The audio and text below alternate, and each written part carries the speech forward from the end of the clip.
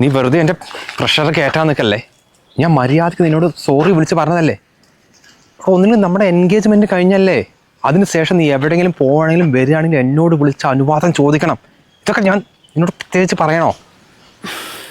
എൻ്റെ വിനോദേ, ഇതെന്താ ഇങ്ങനെ പല പോലീസുകാർ ക്വസ്റ്റ്യൻ ചെയ്യണ പോലെ ഓരോന്ന് പറയാൻ നിൽക്കണത്? ഞാൻ എൻ്റെ കുടുംബത്തിലൊരു ഫംഗ്ഷന് വേണ്ടി വന്നതാ, അല്ലാണ്ട് കണ്ടവൻ്റെ കൂടെ പോയതല്ല.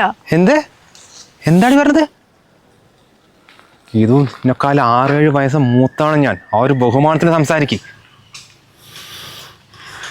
ചേച്ചി വലിയച്ഛൻ വിളിക്കുന്നുണ്ട്. ആ, ഞാൻ ഇപ്പോൾ വരാം. ഓക്കെ. എന്താടി അവിടെ നിന്നായിട്ട് ഒരു ആണ്ട് സൗണ്ട് കേട്ടത്? അല്ല നീ അവിടെ എത്ര ആൾ വന്നിട്ടുണ്ട്? ഒന്ന് പറ, അതിൽ എത്ര ആണുങ്ങളുണ്ടോ? എടാ നാറി വിനോദേ, നിന്റെ കോണോത്തെ തറവാട്ടിന് മഹിമ എനിക്ക് ഇപ്പോഴാണ് മനസ്സിലായത്. ഇനി മേലെ എൻ്റെ ഫോണിക്ക് വിളിച്ചിട്ടുണ്ടെങ്കിലല്ലോ. നീ എന്താ എന്നെ വിളിച്ച് മാറിയെന്നോ? നിന്നെ അതൊന്നുമല്ല വിളിക്കേണ്ടത്, പക്ഷെ എൻ്റെ സംസ്കാരം കൊണ്ട് ഞാൻ അവിടെ നിർത്തിയതാ. നീ ആരോടെ സംസാരിക്കുന്ന എനിക്കറിയില്ല, ഞാൻ അനുഭവിക്കാൻ കിടക്കുന്നേ ഉള്ളൂ. ഡാ നിർത്തടാ. നീ തന്നൊരു ഫോണും എൻഗേജ്മെന്റ് റിങ്ങും ഞാൻ നാളെ തന്നെ നിന്റെ വീട്ടിലേക്ക് എത്തിക്കുന്നുണ്ട്. വെച്ചിട്ട് പോടാ. ഇനി മേലാൽ ഈ പേരും പറഞ്ഞ എൻ്റെ പുറകെ വന്നാണ്ടല്ലോ.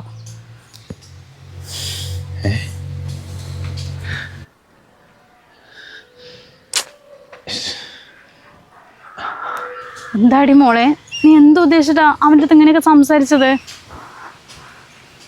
അമ്മ, ഇത് എൻ്റെ ജീവിതമാണ്. കല്യാണത്തിന് മുമ്പ് ഒരാളുടെ സ്വഭാവം എങ്ങനെയാണെന്ന് അറിഞ്ഞാലേ ആ സ്പോട്ടിൽ അയാളിനെ ഒഴിവാക്കല്ലേ വേണ്ടത്. അല്ലാണ്ട് ഈ സൈക്കോനെ കെട്ടിയ ജീവകാലം മുഴുവൻ ഞാൻ എൻ്റെ ലൈഫ് സ്പോയിൽ ചെയ്യണ. അതിനു വേണ്ടി തന്നെ അമ്മ ഈ എൻഗേജ്മെൻ്റ് ഒക്കെ നടത്തുന്നത്. അത് ആദ്യം ഒന്ന് മനസ്സിലാക്ക്. പെണ്ണുകാണൽ ചടങ്ങിലെ ആ കുറച്ച് മിനിറ്റുകൾ കൊണ്ട് ഒരാളുടെ സ്വഭാവം അളക്കാനാവില്ല. നിശ്ചയത്തിന് ശേഷമുള്ള ആ നാളുകളാണ് എനിക്ക് മുന്നിൽ അയാളുടെ യഥാർത്ഥ മുഖം തുറന്നു കാട്ടിയത്. സ്നേഹത്തിന് പകരം നിയന്ത്രണങ്ങളും കരുതലിന് പകരം സംശയങ്ങളുമായിരുന്നു അയാളുടെ പെരുമാറ്റത്തിൽ.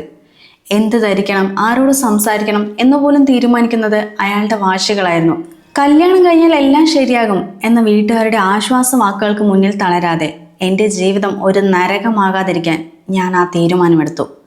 എനിക്ക് കല്യാണം വേണ്ട. എന്തായാലും നിങ്ങളുടെ അഭിപ്രായം എന്താണെന്ന് തീർച്ചയായും ഈ വീഡിയോയ്ക്ക് താഴെ കമൻറ്റ് ചെയ്യുക.